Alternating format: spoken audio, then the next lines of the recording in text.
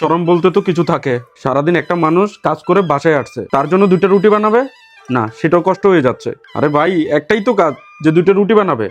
এমন অ্যাটিটিউড দেখাচ্ছে যেন পুরো পাহাড় ভাঙতেছে। ঠিক আছে ভাই, এভাবেই শুয়ে যাব।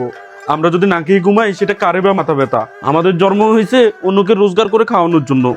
ঠিক আছে ভাই, এভাবেই ঘুমিয়ে যাব।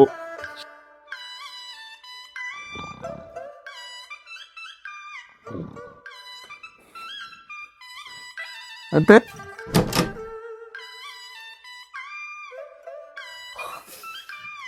কাঁচা টমেটো খেলে শুনলাম পেটে নাকি পাথর হয়।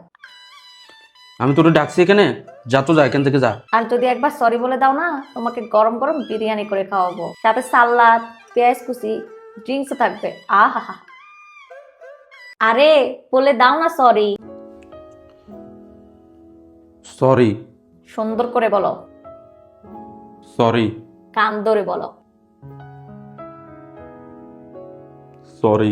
বলো, এতক্ষণ আমি যা করেছি বেয়াদবি করেছি। হ্যাঁ, আমি বেয়াদবি করেছি। বলো, আর জীবনও বেয়াদবি করবো না, আমাকে মাফ করে দাও। আর এসব কখনো করব না, আমাকে মাফ করে দাও। আচ্ছা ঠিক আছে, যাও তুমি গিয়ে বসো, আমি খাবার বানিয়ে নিয়ে আসতেছি।